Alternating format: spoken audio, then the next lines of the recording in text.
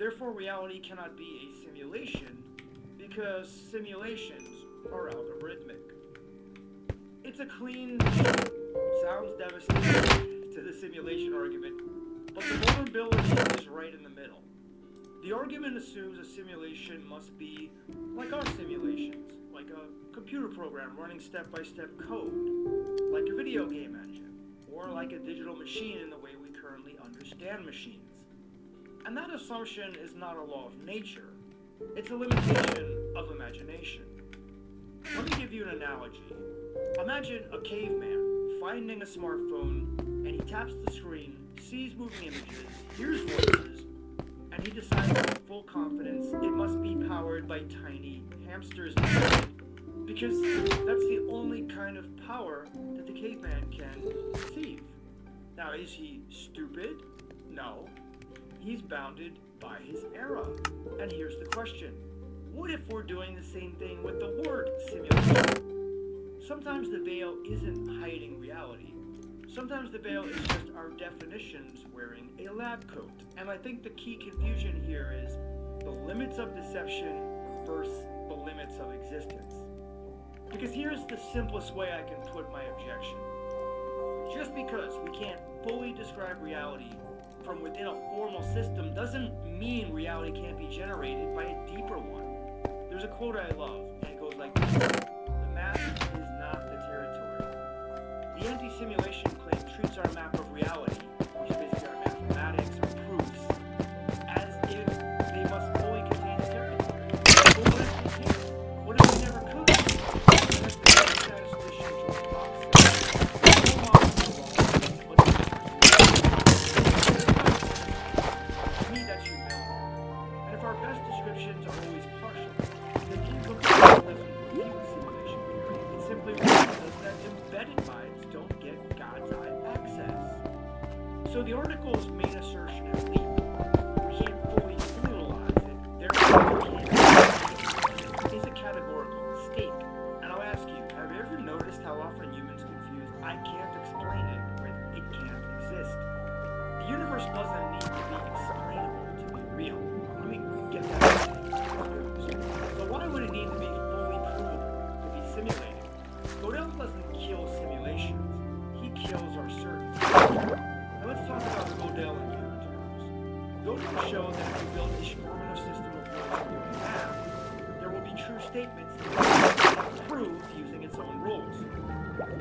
That's a little...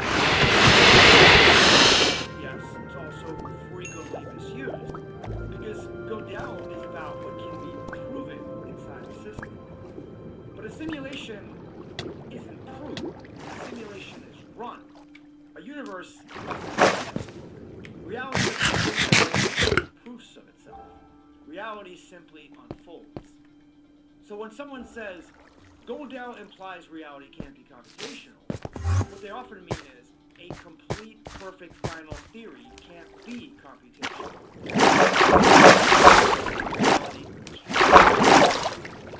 Think of a video.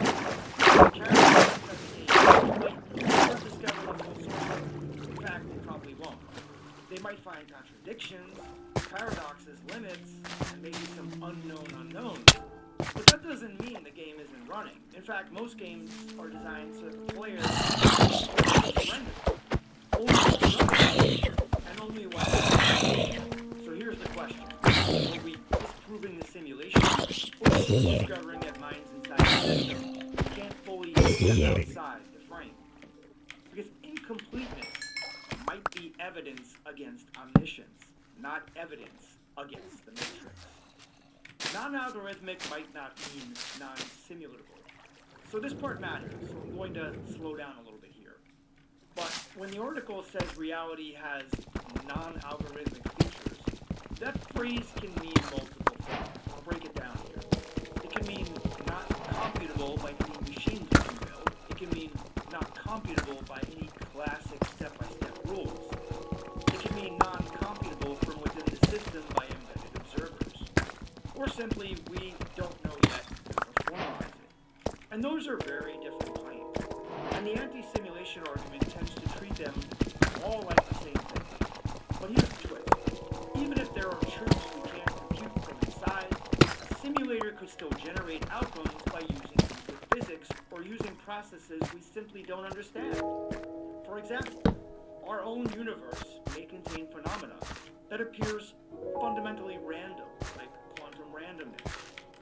And I'm not saying that this proves it's a simulation. I'm saying it shows we already live in a reality where step-by-step predictability is not guaranteed. And if our universe includes randomness, emergence, or irreducible complexity, I don't think that it just means the simulation might be stranger than a simple algorithm. So let me ask you something. What if non-algorithmic is simply a sign that reality's engine is a lot deeper than our current metaphors? Simulation theory doesn't require reality to be simple. It requires reality to be produced. A simulation doesn't have to be digital, tidy, or even fully specifiable. This is another hidden assumption in the math engine paradigm. The idea that a simulation must be a neat package of rules that can be fully written down. But simulations can be probabilistic, analog, self-modifying, emergent. They can even be layered, where only what gets observed gets rendered. They can be messy, like weather models, where predictions become chaotic. Even in our world, a lot of simulation-like systems aren't clean. They're statistical, approximate, and they're not perfectly compressible. So if someone says a simulation must be algorithmic, my response right away is a simulation must be generated. But generation can be stranger than code. Now here's the quote I used to keep myself grounded. It's from